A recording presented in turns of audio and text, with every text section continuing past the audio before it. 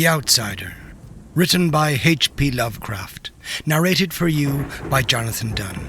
Original year of publication, 1926. This work is in the public domain. Production and narration copyright, 2025, Jonathan Dunne.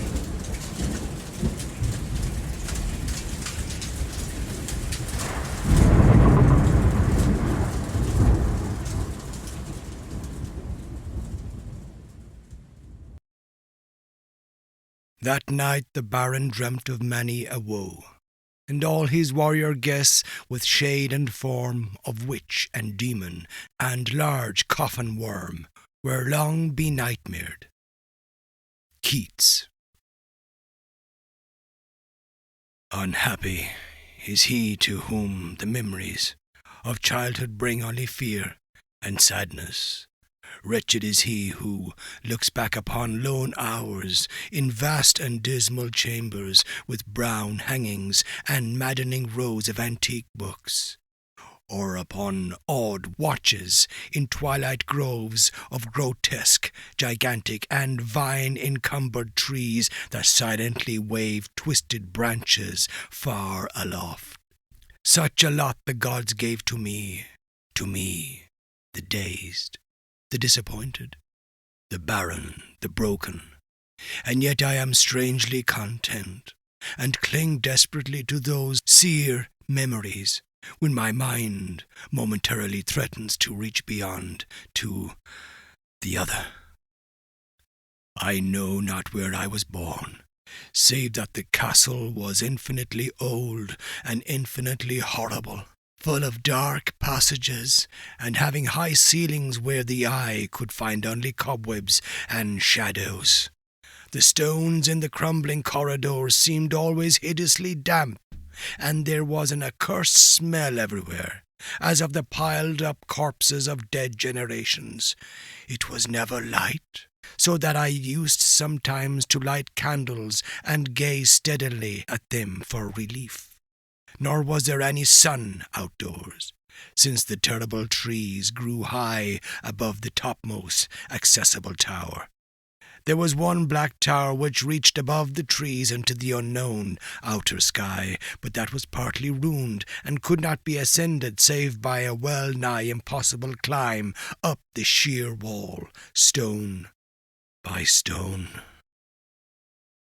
I must have lived years in this place, but I cannot measure the time. Beings must have cared for my needs, yet I cannot recall any person, except myself, or anything alive, but the noiseless rats and bats and spiders.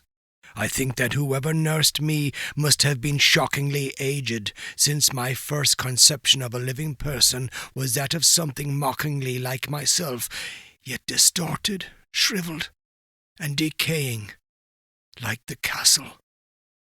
To me there was nothing grotesque in the bones and skeletons that strewed some of the stone crypts deep down among the foundations. I fantastically associated these things with everyday events, and thought them more natural than the coloured pictures of living beings which I found in many of the mouldy books. From such books I learned all that I know. No teacher urged or guided me, and I do not recall hearing any human voice in all those years, not even my own. For although I had read of speech, I had never thought to try to speak aloud. My aspect was a matter equally unthought of, for there were no mirrors in the castle, and I merely regarded myself by instinct as akin to the youthful figures I saw drawn and painted in the books.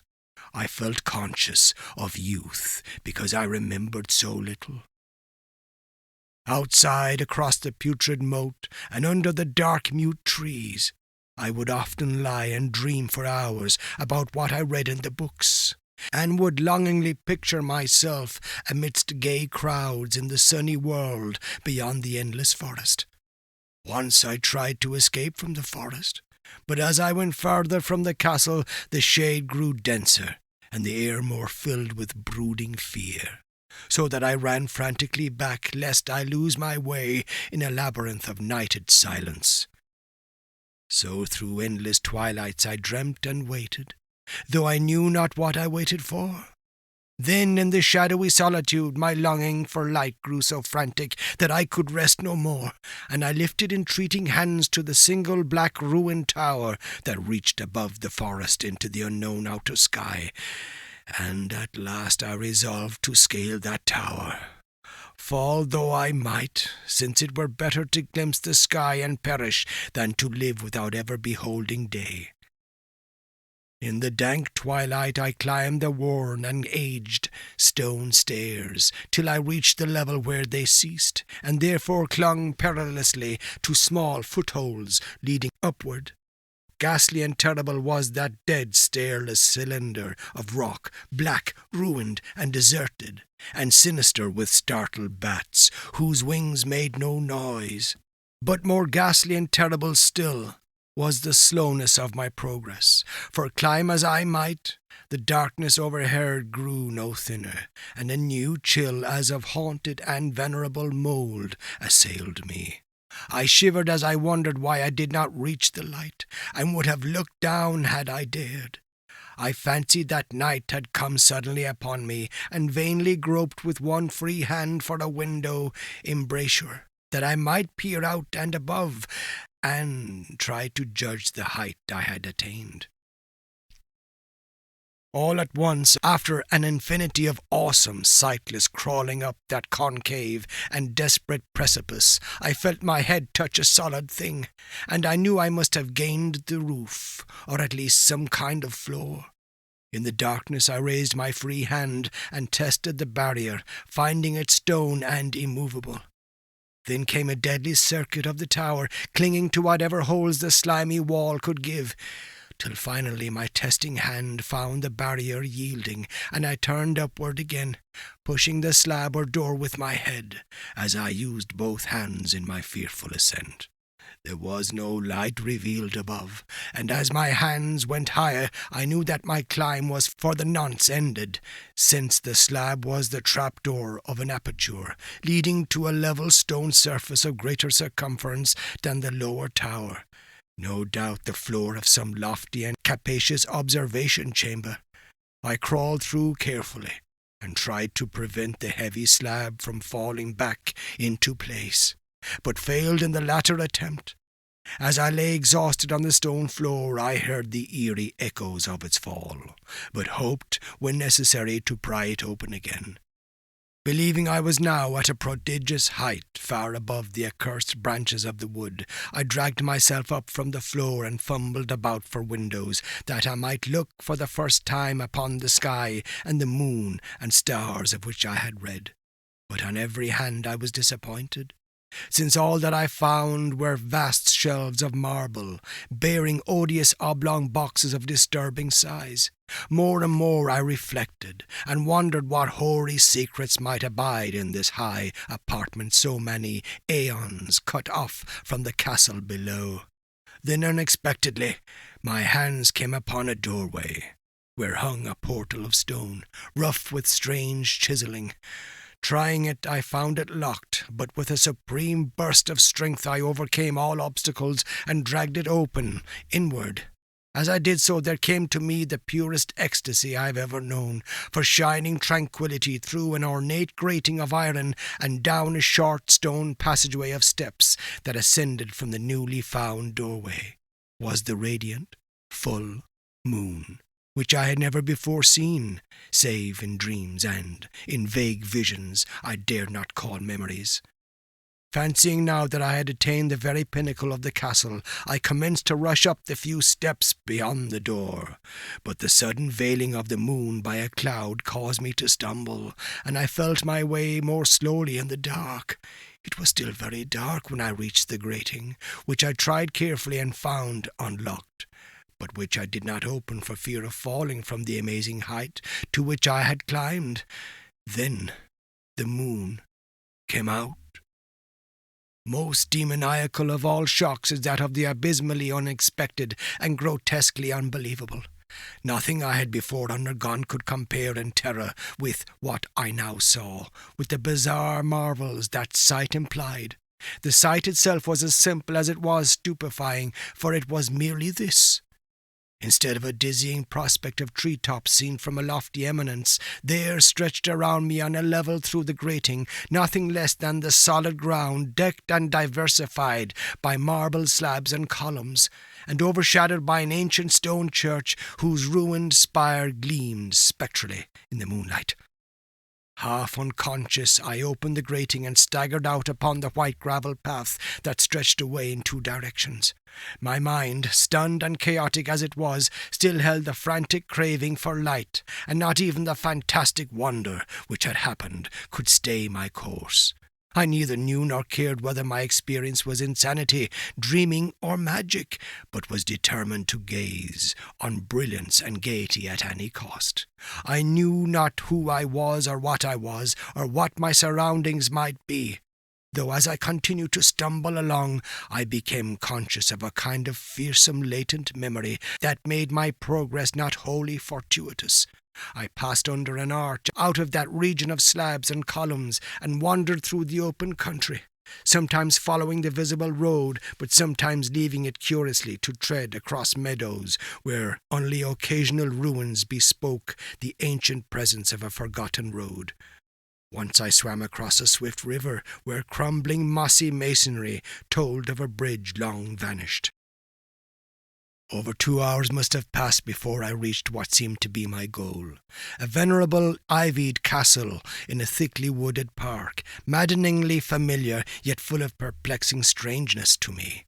I saw that the moat was filled in, and that some of the well-known towers were demolished, whilst new wings existed to confuse the beholder.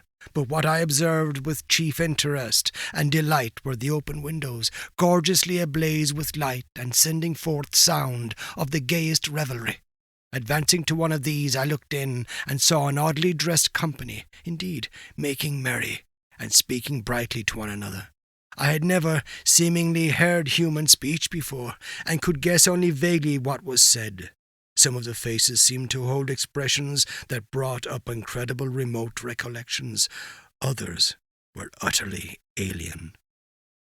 I now stepped through the low window into the brilliantly lighted room, stepping as I did so from my single bright moment of hope to my blackest convulsion of despair and realization. The nightmare was quick to come, for as I entered, there occurred immediately one of the most terrifying demonstrations I had ever conceived. Scarcely had I crossed the sill when there descended upon the whole company a sudden and unheralded fear of hideous intensity, distorting every face and evoking the most horrible screams from nearly every throat.